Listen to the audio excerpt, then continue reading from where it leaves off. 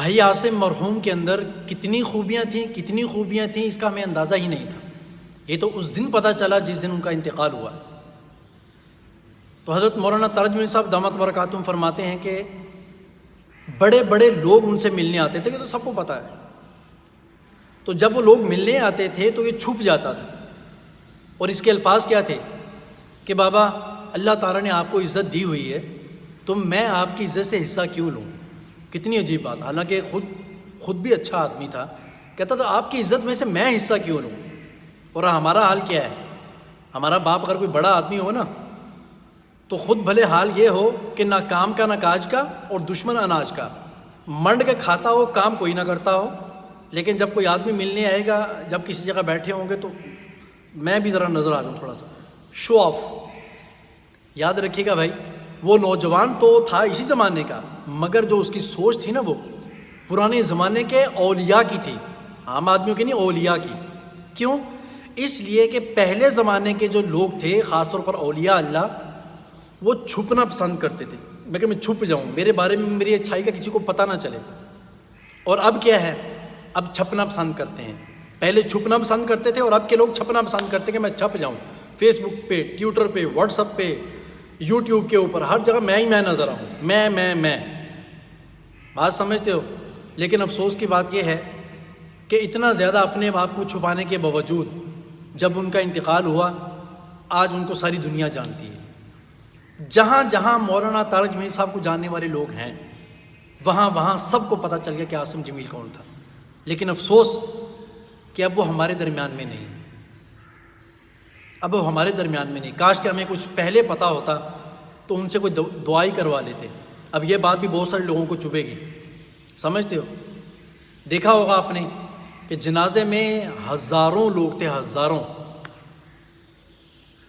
سمجھتے ہو؟ ہزاروں لوگ تھے بلا مبالغہ. اور ان کے گاؤں کے لوگوں کا کہنا کہ اتنا بڑا جنازہ آج تک ہم نے اس گاؤں میں کبھی دیکھا ہی نہیں ہے. اتنا بڑا جنازہ تھا. شہر کی گلیوں میں گھوم کے نکلے، عاشق کا جنازہ ہے ذرا دھوم سے نکلے. وہ عاشق آدمی تھا بھائی. یہ ایک اس کی خوبی تھی کہ چھپنا پسند کرتا تھا. اس سے بڑی خوبی خدا کے بندو یہ ہے، یہ اس کو سمجھیں. میں اپنی سطح پر بھی بتا رہا ہوں، میں اپنے جاننے والوں کے اندر بھی دیکھتا ہوں، اپنے دوست احباب کو بہت ساری جہاں جہاں میرے تعلقات ہیں، مجھے کوئی ایسا آدمی نظر نہیں آتا. وہ کہتا تھا کہ میں اللہ اور اللہ کے رسول سے ملنا چاہتا ہوں.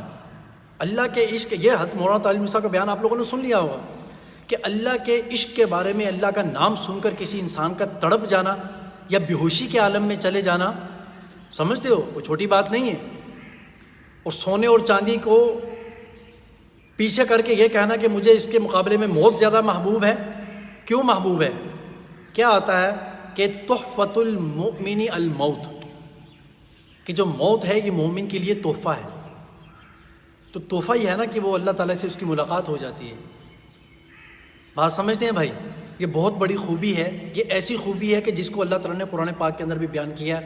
وہ یہ والذین آمنوا اشد حبا للہ. میں سچ کہتا ہوں یہ ہمارے اندر آج موجود نہیں ہے. گانے کا نام آئے، کسی فحش ویڈیو کے وائرل ہونے کا پتہ چلے، او لنک دینا ذرا فٹافٹ لنک دینا. کون سا لنک ہے؟ کس کے پاس ہے؟ لیکن اللہ اور اللہ کے رسول کا بیان کہیں ہو رہا ہو، کوئی عشق کی بات ہو رہی ہو، اللہ کی، اسکرول کر دیں گے انگلی مار کے. کس کو نہیں پتہ اس بات کا؟ اور یہ جو اس نوجوان کے اندر صفت تھی، اللہ نے قرآن پاک میں بیان کی ہوئی ہے. والذین آمنوا اشد حبا للہ. اللہ سے ٹوٹ کر محبت کرتے ہیں، ٹوٹ کر. اس طریقے سے اس انسان کو محبت تھی. اور حدیث پاک میں بھی کیا آتا ہے کہ اللہ تعالیٰ کو اتنا یاد کرو کہ لوگ تمہیں پاگل کہنا شروع کر دیں، مجنوں کہنا شروع کر دیں. بات سمجھتے ہیں بھائی؟ کسی انسان کے اندر اتنے زیادہ اللہ تعالیٰ نے اوصاف رکھے ہوں، عشق کرتا ہو اللہ تعالیٰ سے، اور اس کے بارے میں ایسی باتیں کی جائیں کہ وہ خودکشی کر کے مر گیا. اللہ کا عاشق کبھی خودکشی کر کے نہیں مر سکتا. آئے او شاخ گئے وعدہ فردا لے کر، اب ڈھونڈ انہیں چراغ رخ زیبا لے کر.